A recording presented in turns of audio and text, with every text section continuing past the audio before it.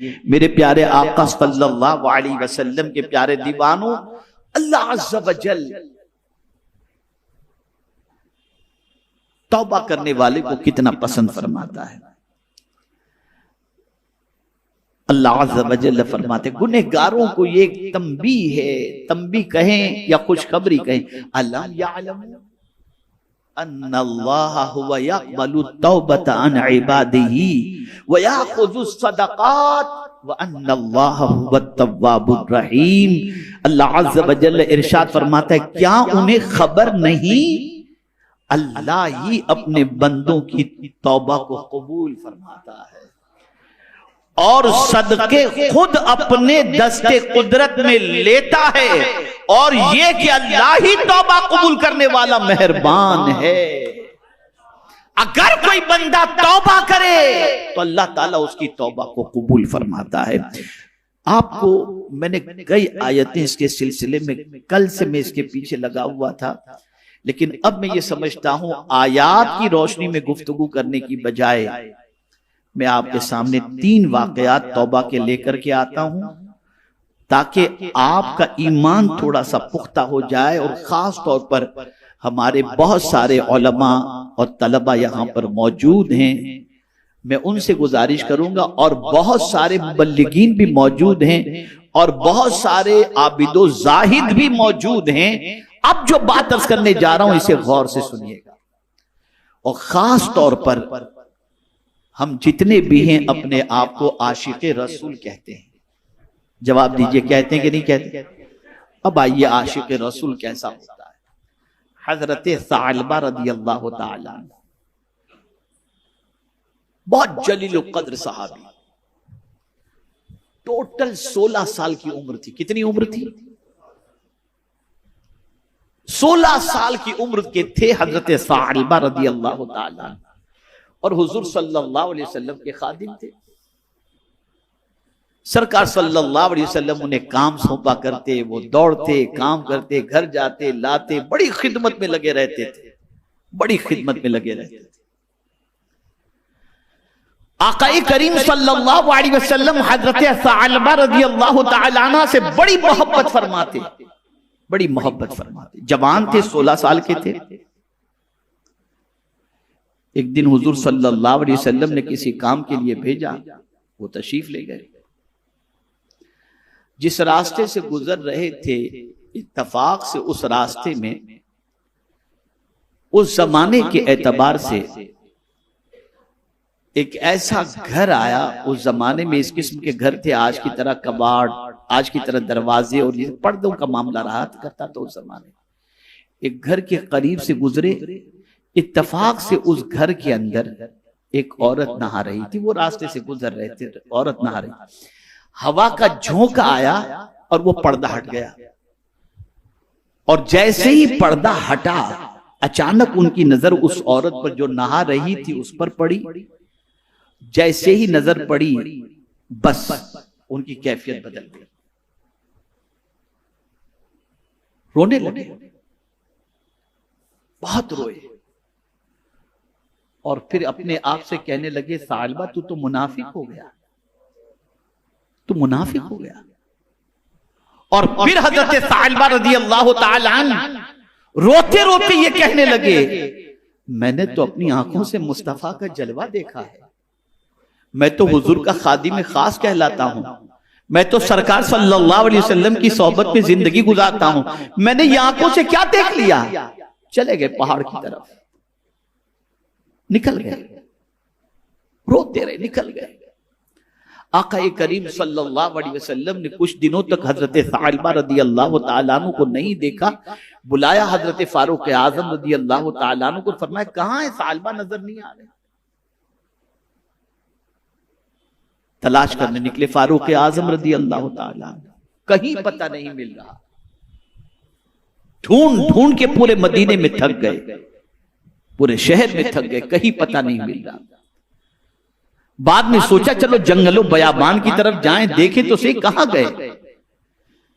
जब जंगलो बयाबान में तलाश करने निकले तो हजरत सालबा रज़ियल्लाहु ताला अन्हु का पता तो नहीं मिला उस वक्त, वो तो नजर नहीं आए, लेकिन एक चरवाहा नजर आया।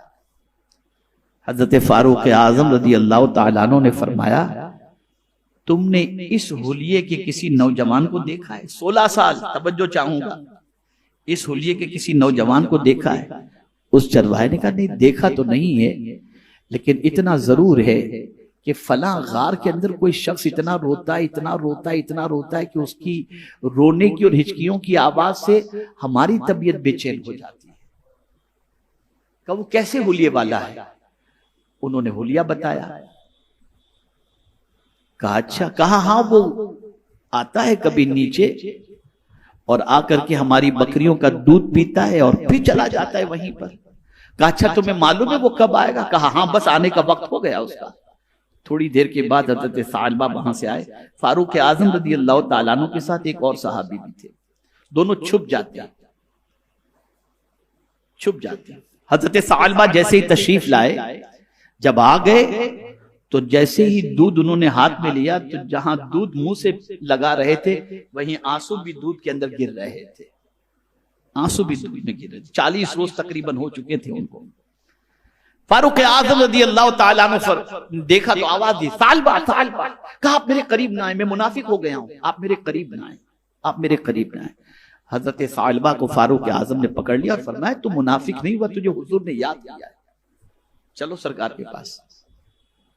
लेकर के आए तो इतने नातमा हो चुके थे, इतने कमजोर हो चुके थे हजरत सालबा रज़ी अल्लाह तआला अन्हु कि जिसकी कोई इंतहा नहीं। उनको बिस्तर पर रखा गया, वो लेटे हुए थे। सरकार सल्लल्लाहु अलैहि वसल्लम को इत्तला दी गई कि सालबा को हमने पा लिया, उन्हें लेकर के आया। कुर्बान उस सालबा की किस्मत पर। सरकार तशरीफ लाए। हजरत सालबा ने हुजूर को देखा, आंखों से आंसू जारी। हुजूर में मुनाफिक हो गया। कहा नहीं, तो मुनाफिक नहीं हुआ। और उनकी सिचुएशन को देखकर सरकार सल्लल्लाहु अलैहि वसल्लम उनके सरहाने बैठते हैं और उनका सर अपनी गोद में ले लेते हैं। उनका सर अपनी गोद में ले लेते हैं। अर्ज करते हैं, हुजूर में मुनाफिक हुआ, मुझसे बहुत बड़ी गलती। सरकार ने फरमाया नहीं, अल्लाह माफ फरमाने वाला है। और सरकार ने उन्हें तसल्ली दी। हुजूर सल्लल्लाहु अलैहि वसल्लम के रुखे ज़ैबा को देखते देखते देखते उनकी रूह कब से अंसरी से परवाज हो गई। 16 साल। अनजाने में एक निगाह औरत पर पड़ गई तो इश्क़ मुस्तफा की दलील उन्होंने ये पेश की कि जंगलों बयाबान में चले गए और कहने लगे कि मुस्तफा की मोहब्बत की बात और ये नंगी चीज नजर आ गई। आज क्या हो रहा है? आज ज़बान से तो आशिक नजर आएंगे, लेकिन हकीकत में फासिक इल्ला माशाअल्लाह नजर आए। ये सिचुएशन है। कहां हैं हम? कहां हैं हम? हजरत सालबा की किस्मत पर कुर्बान कि जिनकी रूह कब से अंसरी से परवाज की इस हाल में कि गोद में हुजूर के सर था और निगाहें मुस्तफा के चेहरे को देख रही थी। ये उस गुनाह का एहसास था, वो उस गलती का एहसास था, उस गलती पर तौबा थी जिसकी निदामत और जिसकी शर्मिंदगी की बुनियाद पर अल्लाह ने उस सच्ची निदामत की बुनियाद पर उन्हें वो मकाम अता किया कि मुस्तफा की गोद उन्हें नसीब हो गई। ये है सच्ची तौबा, ये है सच्ची तौबा। कभी शैतान वर्गलाता है, अरे इतने पाप कर लिए अब तौबा से क्या फायदा। नहीं, अल्लाह ने तौबा का दरवाजा इसीलिए बड़े लंबे अरसे तक खुला रखा है, बंद नहीं रखा। जब तक कि सूरज मशरिक की बजाय मगरिब से न निकले उस वक्त तक तौबा का दरवाजा खुला है, खुला है। आइए सुनिए आप। हजरत हसन बसरी रज़ी अल्लाह तआला अन्हु के दौरे पाक में, यहां जो मालदार हो ना वो जरा गौर से सुनिएगा। एक साहब थे जिनके पास बड़ी दौलत थी, बेइंतहा बेहिसाब दौलत थी। उनका इंतकाल हो गया। जवान बेटा था, बाप की मुफ्त की दौलत उसे नसीब हो गई। अब जाहिर सी बात है कि बाप भी न हो और मुफ्त के अंदर इतनी सारी दौलत मिल गई, बेहिसाब दौलत, तो अब खर्च कहां करे? पैर फिसल गए उसके, और गुनाहों में उसने अपने बाप के पैसे को खर्च करना शुरू किया। मां बड़ी परहेजगार थी, और मां जो है हजरत हसन बसरी अलैहि रहमा के वाज की महफिल में जाया करती थी। जो खवातीन घर बैठे इस वक्त गुफ्तगू को सुन रही हैं, उनसे मेरी गुजारिश है कि आप सुना करो, तफसीर कुरान भी सुना करो, उलमा के खिताबात को भी सुना करो, और इसी तरीके से अपने ईमान को ताजा करने की कोशिश भी किया करो। वो हजरत हसन बसरी अलैहि रहमा की महफिल के अंदर जाया करती और बच्चे को समझाया करती कि मेरे बेटे तू ये सब गुनाह न कर, छोड़ दे छोड़ दे छोड़ दे। लेकिन बच्चा मानता नहीं था, पैसे का नशा था ना, बड़ा खतरनाक होता है ये, बड़ा खतरनाक होता है। पैसे का नशा था, गुनाह छोड़ने को तैयार नहीं। मां ने हजार समझाया लेकिन तैयार नहीं। फिर अचानक उस नौजवान को बुराई की वजह से, बुरे काम की वजह से, गंदे काम की वजह से उसे बीमारी लाहिक हो गई, और ऐसी बीमारी लाहिक हुई कि जिस बीमारी की वजह से डे बाय डे उसकी सेहत गिरती चली गई, डाउन होती चली गई, यहां तक कि इतनी उसकी सेहत डाउन हो गई कि उससे लगने लगा कि अब मेरी मौत करीब है। अब उसमें इतनी ताकत नहीं थी कि वो हजरत हसन बसरी अलैहि रहमा की महफिल में जा सके। मां चाहती थी कि वो पहुंचे हजरत हसन बसरी की महफिल में और वहां जाकर के ये तौबा कर ले, और हजरत हसन बसरी अलैहि रहमा इसे तौबा करा दे। लेकिन अब उसके जिस्म में इतनी ताकत नहीं थी कि वो जा सके। पहले मां कहती थी कि बेटा हसन बसरी की महफिल में चलो, और मैं आपसे भी गुजारिश करता हूं कि तन्हा ना लाओ अपनी औलाद को इस इज्तिमा के अंदर और हफ्तावारी इज्तिमा के अंदर, ताकि उनकी तबीयत भी दीन की तरफ माइल हो। मां ने बड़ी कोशिश की हजरत हसन बसरी अलैहि रहमा की महफिल में ले जाने की, वो कभी तैयार नहीं हुआ। लेकिन जब एकदम लास्ट स्टेज पे पहुंचा और उस नौजवान को लगा कि अब मेरी मौत करीब है, तो अपनी मां से कहने लगा, मां मुझे हजरत हसन बसरी की महफिल में ले जा, मैंने बड़े गुनाह किए, मैं तौबा करूं। मां ने कहा, बेटे तेरे में चलने की सकत नहीं है, लेकिन मैं तेरे लिए मुसलसल हजरत हसन बसरी को दुआ के लिए कहा करती थी, वो मुझे पहचानते हैं, मैं जाती हूं उनसे, मैं बात करती हूँ कि वही आकर के तुझे तौबा करा दे। अब सुनिए, मां चूंकि अपने बच्चे के सारे ऐब हजरत हसन बसरी को बता चुकी थी कि मेरा बेटा ये करता है, मेरा बेटा ये करता है। अब जाकर जैसे ही उसने हजरत हसन बसरी अलैहि रहमा से कहा कि मेरा बेटा अब तैयार हुआ है मौत के दरवाजे पर पहुंचकर तौबा करने के लिए, आप आए और मेरे बच्चे को तौबा करा दें, तो हजरत हसन बसरी अलैहि रहमा ने फरमाया, ऐसे नालायक के लिए मैं आऊं जो इतना गुनाहों में डूबा रहा, तेरी नाफरमानी करता रहा, जाओ मैं तौबा कराने नहीं आता। वो नहीं आए। कौन? हजरत हसन बसरी, जिन्होंने मौला अली की गोद में परवरिश पाई, ताबई थे वो।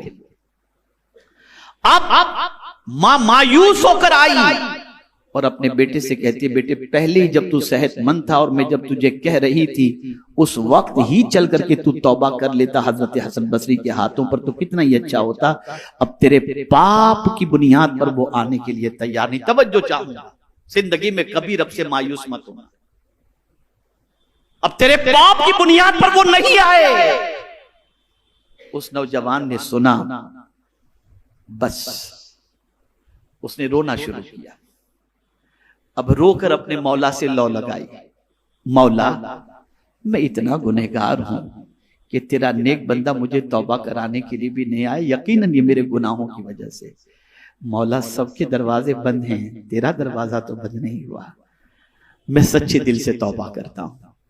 जितने आज तक गुनाह हुए, मैं आज के बाद कभी उन गुनाहों की दहलीज पर सेहतमंद होकर के भी नहीं जाऊंगा। मैं वादा करता हूं, मैं सच्ची तौबा करता हूं। मेरे मौला तू मुझे माफ फरमा दे, तेरे अलावा कौन है जो मेरे गुनाहों को माफ करे।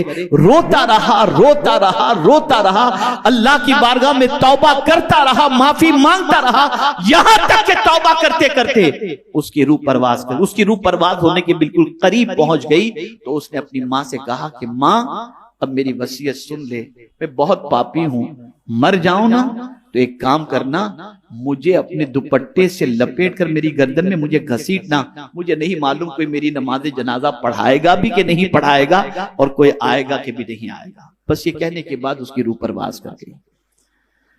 अब जब रूह परवास कर गई तो मां के दिल में ख्याल पैदा हुआ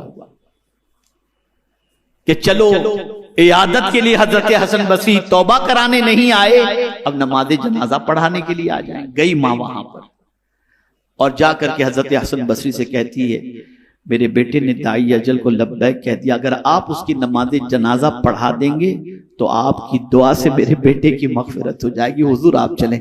कहा ऐसे लोग, ऐसे की नमाज जनाजा मैं नहीं पढ़ाऊंगा जो इतना गुनाहों में डूबा हुआ था। मां मायूस होकर आ गई, बच्चा था ही ऐसा। मां मायूस होकर आ गई। आकर के मां ने कुर्ब जवार के मुसलमानों को जमा किया और कहा, मेरे बेटे के तकफीन और तदफीन का इंतजाम करो, उसको गुस्ल दो। तो उन लोगों ने पूछा, नमाज जनाजा कौन पढ़ाएगा? कहा, तुम में से जो चाहे नमाज जनाजा पढ़ा दे, तुम लोग आपस में डिसाइड कर लो। उस शख्स का गुस्ल, कफन, ये सब हो गया। अब नमाज जनाजा की तैयारी हो रही थी कि दरवाजे पर किसी ने दस्तक दी उस औरत की। मां ने दरवाजा खोला तो क्या देखती, हजरत हसन बसरी सामने पहुंचे। हजरत हसन बसरी। मां ने कहा, हुजूर आप तशरीफ ले आए? कहा, हाँ, तेरे बेटे की नमाज जनाजा पढ़ाने के लिए आया हूं। आपका एहसान मैं जिंदगी भर नहीं भूलूंगी। अब सुनिए हजरत हसन बसरी का जुमला, गुनाहों में डूबे हुए लोगों, अल्लाह से सच्ची तौबा कर लो, देखो मेरा मौला कितना मेहरबान है। हजरत हसन बसरी अलैहिर्रहमा फरमाते हैं, तू जब मुझे नमाज जनाजा के लिए कहकर गई ना, और मैंने तुझे तो मना कर दिया, लेकिन जब मैं कैलूला के लिए लेटा तो गैब से आवाज आती है, हसन मेरे दोस्त की नमाज